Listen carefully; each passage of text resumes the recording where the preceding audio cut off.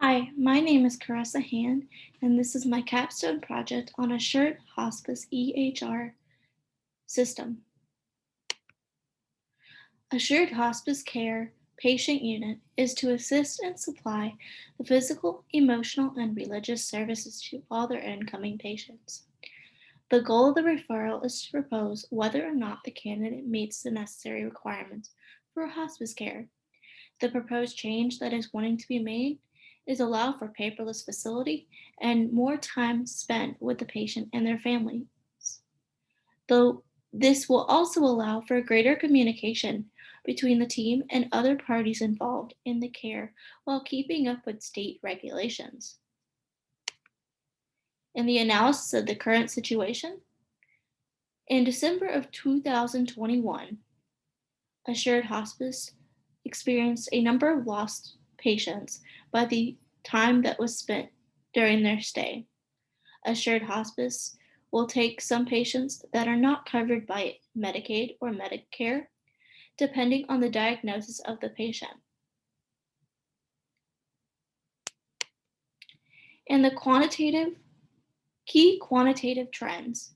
There are 4 different services that are provided: home care, hospice care, inpatient care, and bereavement care. A respite patient has a maximum of 5-day stay. The average number of patients that die can be 2 to 3 daily.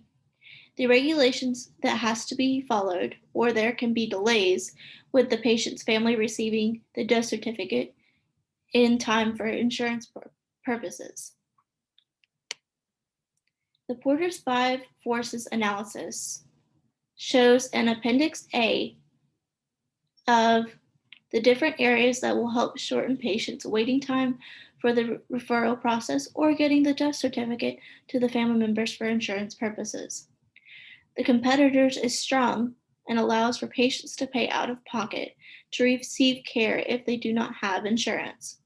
But this can cause problems with state requirements that need to be followed, which can give them a leg up over other hospice care facilities.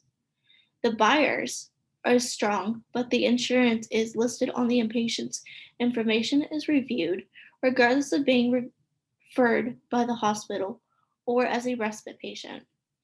The power of suppliers is moderate, and this can affect the number of supplies needed for the patient during their stay. The number of machines or medical supplies can cause a change in where the money is spent to pay for a running facility. The substitute is short staff is weak. The major threat is the shortage in number of nurses to the number of patients at a given time.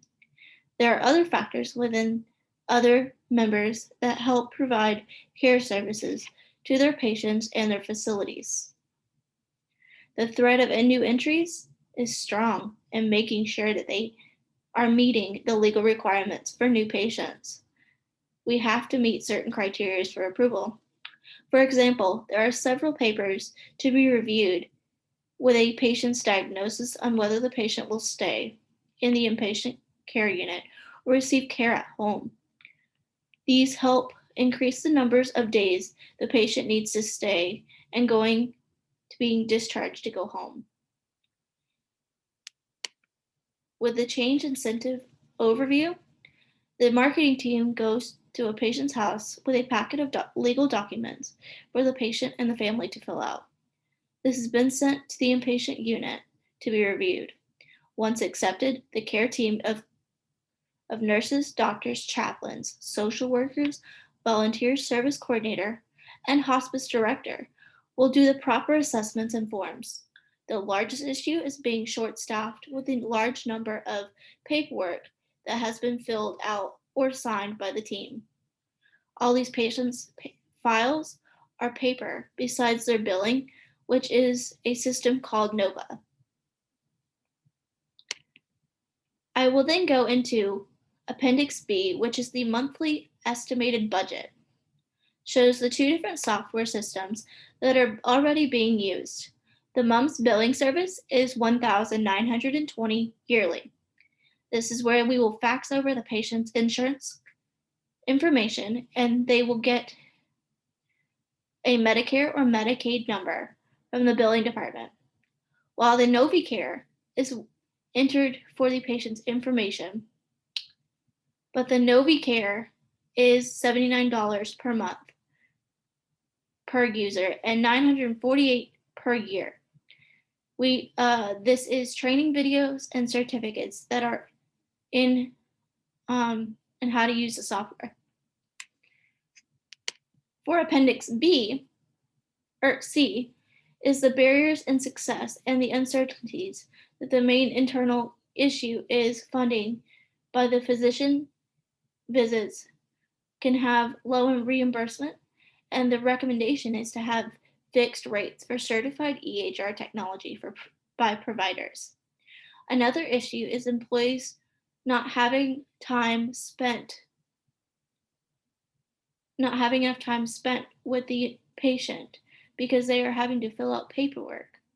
And the recommendation is to explain the importance of the new system and how it will benefit their time.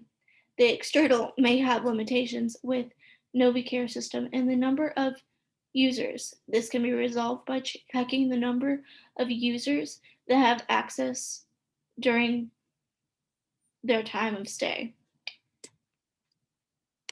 For the ethical analysis, I will go into Appendix D, and this shows the recommendations of the EHR system to reduce patients' waiting and how critical it is to their health and needs to be addressed to protect the ethics of assured hospice care.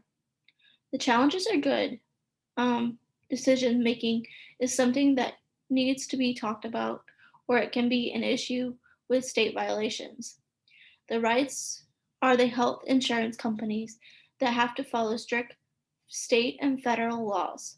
All errors will be recorded and reported immediately and done properly.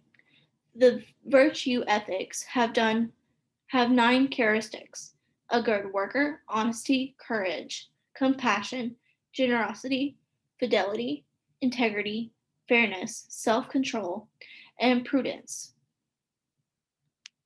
I now will go into the building support of who will benefit from this and who won't in Appendix E. There are 3 different groups and the parties that are involved in creating the EHR system.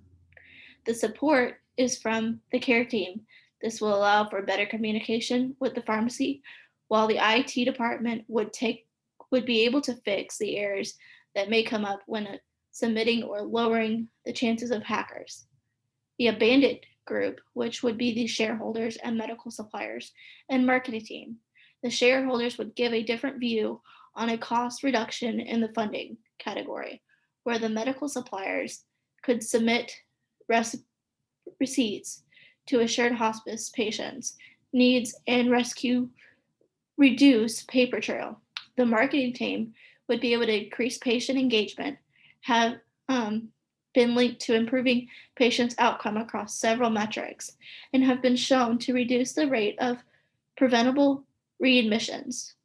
The proposed group would be the billing department and competitors. The billing department already has a system in place where the competitors, they will have to purchase an EHR system to stay up to date with everyone else. The number of patients can decrease from slower patient waiting times with a late referral. The key selling points would be listing as less manual work, less revenue, more time spent with patients, but overall, we would be able to increase the patient's chances of going home and living a well-fulfilled life. In the implementation, a team of 10 members will be working and making decisions. In Appendix G, a project manager will oversee the completion of the system funding section with a private owners of the company. The number of people that will be needed to the project will be 10 different users, and the estimated cost will be $2,447,000 to the first year with a full-time employee. But in Appendix G, shows the critical milestones, target period, and business leads in control of each milestone. The majority of the EHR system will begin in early 2021, and the reduction will begin in the second quarter of the 2021. The IT department will set up the EHR system with a third-party organization. For the key success factors, it is critical to the safety of the patient staying within the facility would be the productive design where information entered in the patient's behalf could be overlooked. And Appendix F will show the different time that it will take between the current time in relation to the future time. The current time lead is 375 days or an estimated 900 hours of labor processed a patient from intake to the completion of the task. The EHR system promises an increase in productivity of 20%, and this would increase the time to process down an estimated 187 days or 448 hours of labor.